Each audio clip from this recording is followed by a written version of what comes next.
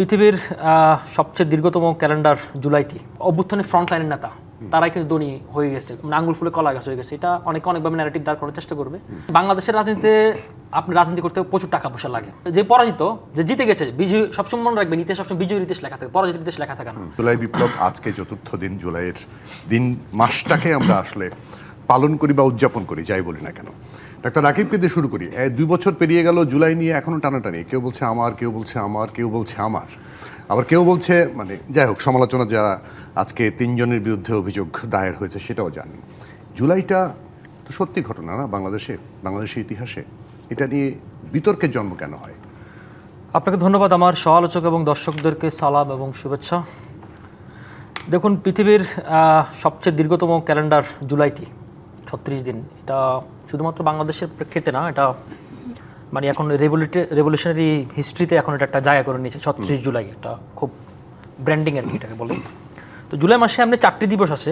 11 জুলাই হচ্ছে বিশ্ব জনসংখ্যা দিবস, 15 জুলাই বিশ্ব যুব দক্ষতা দিবস, 18ই জুলাই নেলসন ম্যান্ডেলা আন্তর্জাতিক দিবস, 29 জুলাই আন্তর্জাতিক বাঘ দিবস।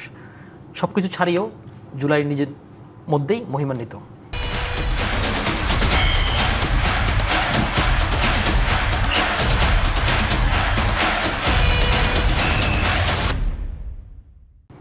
এখন ব্যাপার হচ্ছে কি, জুলাইয়ের দুটো দিক রয়েছে। আপনি যেটা বলছেন যে বিতর্ক কেন, ফার্স্ট হচ্ছে কি জুলাইয়ের অর্জন বলি আমি আগে। অর্জন আছে এবং বিতর্কের কিছু ব্যর্থতাও আছে। অর্জনের জায়গা থেকে যদি আপনি চিন্তা করেন, তাহলে জুলাইয়ের সবচেয়ে বড় অর্জন হচ্ছে একটি দৈত্য ফেসিবাদকে আমরা খেদিয়ে তাড়িয়ে দিয়েছি। দিল্লির মসনদে সে ফেরত চলে গেছে এবং তার জায়গায় বাংলাদেশের মাটিতে হয়নি। মসনদে যায় না, দিল্লিতে ফেরত চলে ওই তো দিল্লি যাই হোক, সে আসবে করেও আসছে না। যাই হোক, তো এখন হচ্ছে কি সে ফেরত চলে গেছে। এখন আমাদের যে তার যে ন্যারেটিভ 41 সাল পর্যন্ত যে থাকার যে বন্দোবস্ত প্রক্রিয়া, সে প্রক্রিয়া যে জুলাই হঠাৎ করে এসে যে জুলাই অকস্মাৎ বজ্রপাতের মতো যে এভাবে তার গদি উড়িয়ে দিবে, এটা কিন্তু সেও ভাবেনি, অনেকেই ভাবেনি। অনেকেই যারা এটার মধ্যে পার্টিসিপেট করেছে তারাও হয়তো ভাবতে অনেক সময় লেগেছে। তো এটা একটা বড় অর্জন। আরেকটা বড় অর্জন হচ্ছে কি, অনেকেই বলে যে জুলাইয়ের কারণে এই হচ্ছে সে হচ্ছে, অনেক ক্ষতি হচ্ছে, কিন্তু আমি ওইভাবে দেখতে চাই না। দেখুন, এই ধরনের গণ অভ্যুত্থানের পরে, এত বড় একটা ম্যাসাকার, একটা বড় জিনিসের পরে আমরা তো আসলে সেনা কুর মধ্যে যাইনি, আমরা গৃহযুদ্ধের মধ্যে যাইনি, দুর্ভিক্ষের মধ্যে যাইনি, এবং আমাদের একটা পিসফুল ক্ষমতা পাওয়ার ট্রানজিশন হয়েছে। এটা একটা বড় অর্জন। আমাদের অনেক কিছু হয় নাই। এবার অনেক কিছু কি হয় নাই যার কারণে বিতর্কগুলো তৈরি হচ্ছে, সেগুলো একটু বলি। সেটা হচ্ছে, ধরেন আমাদের ফার্স্টে হচ্ছে কি যে বিচার প্রক্রিয়াটাকে আমরা প্রশ্নবিদ্ধ করে ফেলেছি। সেটা হচ্ছে, ধরেন যাকে দুর্নীতির অভিযোগে বা দুর্নীতি তদন্তে, যাকে আওয়ামী লীগের ফেসিবাদ বলেন, পূর্ববর্তী 17 বছরের শাসকদের মধ্যে আপনি শাস্তির ক্যাটাগরিতে আনতে পারতেন, তাদেরকে আপনি দিয়ে দিলেন হত্যা মামলা, যাকে তাকে। এটা একটা বিচারকে প্রক্রিয়াকে আসলে খুব দুর্বল করেছে, একটা কারণ। সেকেন্ড হচ্ছে কি, সব কিছুই শুধুমাত্র আগস্টের বিচার, জুলাইয়ের বিচারগুলো হয়েছে, কিন্তু তার আগে 17 বছরের গুম খুনের বিচার বা নির্যাতনের বিচারটা খুব বেশি দেখা যায়নি। 2 নম্বর বিষয়। 3 নম্বর হচ্ছে কি, একটা গোষ্ঠী হঠাৎ করে ধনী হয়ে পড়ছে, এবং আনফর্চুনেটলি এটা মানুক আর না মানুক, যারা অভ্যুত্থানের ফ্রন্ট লাইনের নেতা তারাই কিন্তু ধনী হয়ে গেছে, আঙ্গুল ফুলে কলা গাছ হয়ে গেছে। এটা অনেকভাবে ন্যারেটিভ দাঁড় করার চেষ্টা করবে। কিন্তু ধরেন বাংলাদেশের রাজনীতিতে, ধরেন এটা নিয়ে আমি একটু থামানোর চেষ্টা করি। সেটা হচ্ছে যে, কারণ এই যে অভিযোগগুলো আসে না, প্রমাণ তো নাই এখন পর্যন্ত কারোর বিরুদ্ধে, অনেকের বিরুদ্ধে অভিযোগ এসছে, প্রমাণ তো দেওয়া যায়নি। আমি প্রমাণ বলতেছি না, পারসেপশন।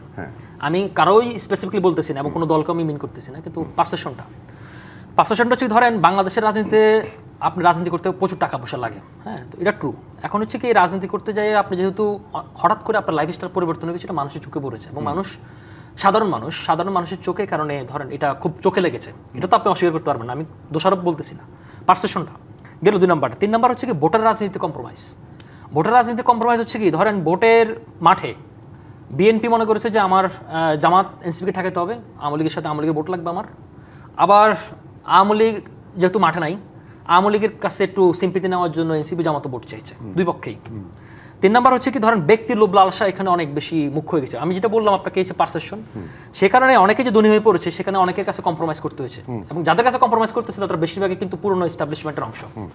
5 নম্বর বিষয় হচ্ছে, ধরেন আমরা গত 17 বছরে যে হাসিনার এই যে দৈত্য বা ফেসিবাদের যে দৈত্য যে দাঁড়িয়ে গেল, সেই দৈত্যের পিছনে শুধুমাত্র পলিটিশিয়ান না, এখানে আমলাতন্ত্র বলেন, ব্যুরোক্রেসি, এখানে আপনার তার যে স্ট্রাকচার, সারফেস লেভেলে 4-5 জনের বিরুদ্ধে আমরা খুব অভিযোগ করলাম, পুরো স্ট্রাকচারটা কিন্তু সে আগের মতো রয়ে গেল। তো আপনি যতই সংস্কার করেন না কেন, আপনার বডির হয়তো কসমেটিক সার্জারি করে হয়তো আপনার চেহারাটা বদলালেন, কিন্তু ভিতরে তো আপনার সব অর্গান সেমে রয়ে গেল।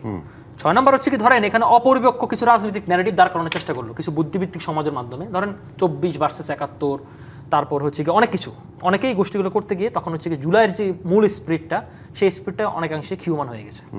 6 নম্বর হচ্ছে ধরেন এখানে আসলে ধরেন যে নির্বাচনের যে আরেকটা হচ্ছে কি ধরেন অপরিপক্ক যে হঠাৎ আকাশ কুসুম সংস্কার কিছু এনজিও ভিত্তিক যে পরিকল্পনা আমাদের এখানে জোরপূর্বক বাস্তবায়ন করতে গিয়ে বিএনপির সাথে আমি মেজরিটি বিএনপি বলবো যদি ক্ষমতাসীন দল এবং সবচেয়ে বড় পলিটিক্যাল পার্টি তাদের সাথে অন্যদের দূরত্ব তৈরি হয়েছে। এই কারণে আপনি দেখেন এই মুহূর্তে কিন্তু 2 বছর পরে জুলাই ইলেকশনে 4 মাস পরে জুলাই সনদ বলে যে কিছু আছে এখন আপনার কাছে মনে হয় আমার কাছে মনে হয় না। লাস্ট কথা হচ্ছে কি আমরা এই যে একটা জুলাই এত বড় একটা ঘটনা ঘটলো এটাকে যে আপনার সাংস্কৃতিকভাবে এটাকে একটা পরিপূর্ণতা দেওয়া এটা একটা বড় মানে বড় একটা ঘাটতি ছিল যেটা আমরা মুক্তিযুদ্ধে পেয়েছিলাম। এখানে ঘাটতিটা কারণ কি জানেন কারণ এখানে বেশিরভাগ যে বুদ্ধিভিত্তিক যে সোসাইটিটা সেই বুদ্ধিভিত্তিক সোসাইটি আবার ক্ষমতার ভাগীদার হতে চেয়েছে। এই কারণে আমি মনে করি ধরেন এই কারণে জুলাইয়ের এই অংশ থেকে মানে আমাদের মধ্যে থেকে এই বিতর্কের জায়গাটা রয়েছে।